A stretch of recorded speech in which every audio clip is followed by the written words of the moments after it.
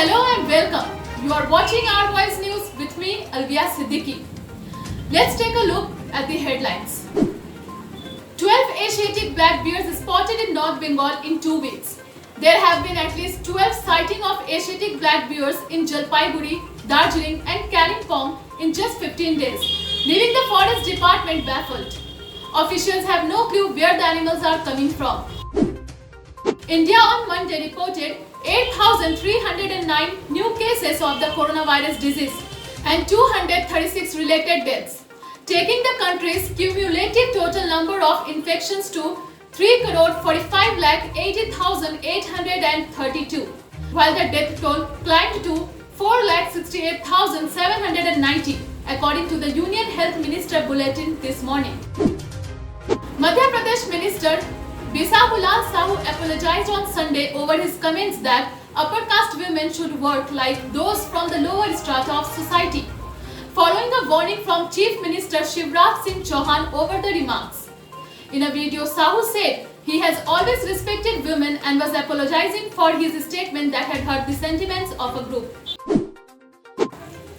Based on preliminary analysis of Omicron infections in South Africa and elsewhere, experts suggest that it has 6 times higher potential to spread than the Delta variant that had triggered the second wave in India. It could also evade the immune system. The newly emerged variant of concern may not respond to monoclonal antibody therapy or cocktail treatment, experts fear. 67 residents, 62 of them fully vaccinated, of an old age home in Maharashtra's Thane have tested positive for coronavirus, said officials amid concern over a new COVID-19 variant that has set off alarm bells across the world. The area has now been declared a containment zone. All of them were admitted to a civil hospital in Thane district. It is one of the biggest clusters to be detected in recent months from Thane district.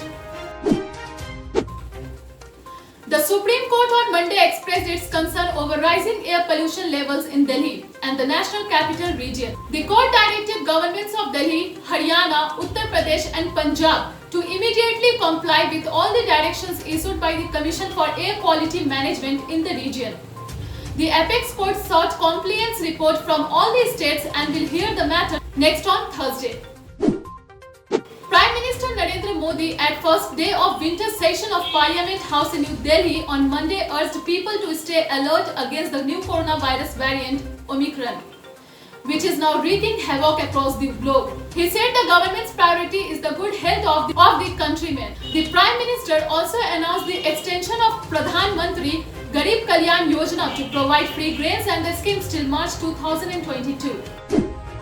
The commission investigating corruption allegation against former Maharashtra Home Minister Anil Deshmukh on Monday cancelled a bailable warrant against ex-Mumbai Police Commissioner Parambir Singh.